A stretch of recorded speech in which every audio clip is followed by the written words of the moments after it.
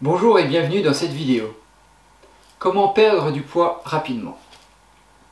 Voici un sujet important. Et j'ai envie dans cette vidéo de vous donner mon humble avis, mon point de vue, qui interviendra un peu plus tard en fin de la vidéo. Alors d'après vous, est-ce que c'est possible? Est-ce qu'on peut perdre du poids rapidement? Alors moi je pense que oui, mais pas n'importe comment. Comme vous le savez, les régimes miracles, où il faut se priver de nourriture pour que le corps y maigrisse, ça provoque de la frustration, c'est pas ok, on le sait maintenant. Dès que le corps a la possibilité de se réalimenter, à la fin du régime, il va aller chercher tout ce qui lui a manqué et puis il va stocker au cas où on lui refasse le même cinéma un peu plus tard. Il va vite se stocker. Au cas où on aurait l'idée stupide de recommencer un peu plus tard, c'est jamais. Alors ce type de façon de faire, c'est pas ok, d'accord? Ça apporte de la frustration, il faut éviter à tout prix ça, c'est zéro. On voit apparaître depuis un moment ce ne sont pas des régimes, je dirais des méthodes pour perdre du poids. Pour moi, ce sont plus des façons de manger. D'ailleurs, je ne comprends pas pourquoi ça s'appelle un régime. C'est une façon de s'alimenter pour moi. Je trouve que ça porte un petit peu à confusion. Je pense au régime crétois, au régime paléo, au vegan. À la façon de s'alimenter vegan, paléo. Je trouve que c'est mieux de dire l'alimentation paléo, l'alimentation vegan, vraiment. Alors, là, on va commencer à voir des notions intéressantes qui prônent une alimentation abondante, sans frustration. Alors déjà, c'est pas mal. Pour moi, c'est ok. C'est ok, mais à deux conditions. Enfin, ceci dit, ce n'est que mon point de vue. Celui de quelqu'un qui étudiait la médecine traditionnelle chinoise. Et personnellement, j'ai mis en place dans ma vie différents types d'alimentation dû à un problème de santé. C'était pas le but, c'était pas de perdre du poids, j'ai eu un problème de santé. Donc pour moi, c'est ok. Mais un, c'est pas suffisant, car on n'a pas traité à cause du déséquilibre. C'est une façon de traiter. Et deux, il faut faire attention à ne pas se carencer.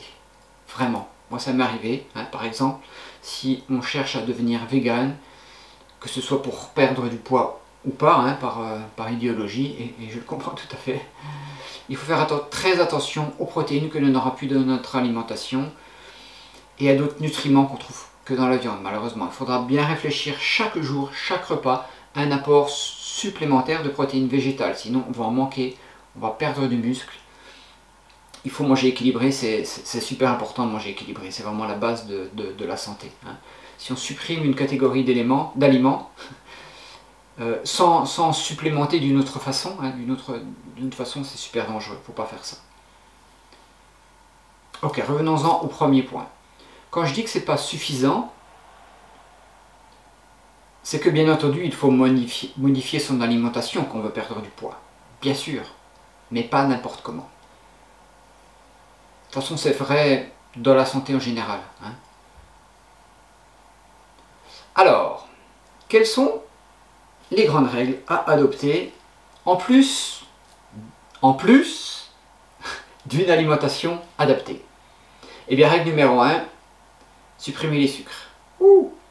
Sucre ajouté, soda, sucre dans les produits raffinés, dans les plats préparés.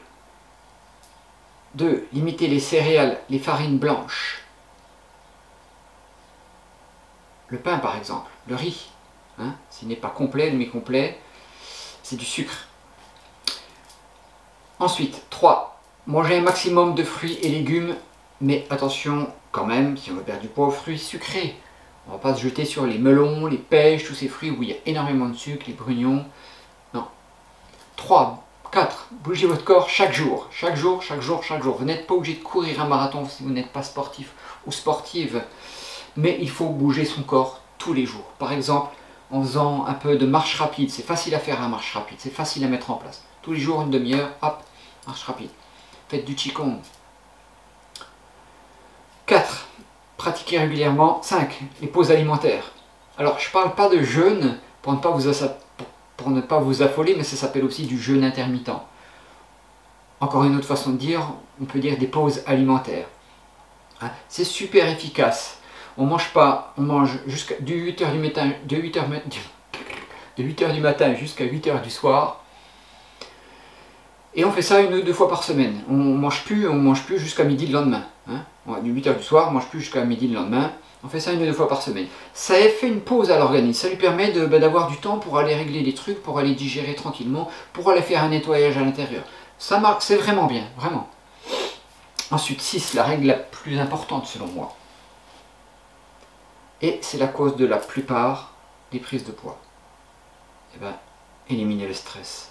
C'est primordial. Éliminer le stress. Il est le facteur déclenchant de très nombreux troubles de la santé. Pour ne pas dire tous. Hein, à part les facteurs héréditaires, maladies génétiques et encore. Pratiquer la méditation, pratiquer le tai chi, pratiquer le qigong, pratiquer le yoga, pratiquer le sport, la rando. Ou ne faites rien si ça vous fait du bien. Quoi que ce soit qui vous permette de lâcher prise. Le stress, je le vois dans mes consultations, pourrit la vie de la plupart d'entre nous, d'entre vous. D'entre nous. Mais moi, il ne pourrit pas la vie, je le subis comme tout le monde. Mais je fais ce qu'il faut pour avoir une vie heureuse et saine. Hein. Voilà les amis, encore une fois, j'ai pas la science infuse. Hein. Juste un petit peu de retour sur ces questions de santé.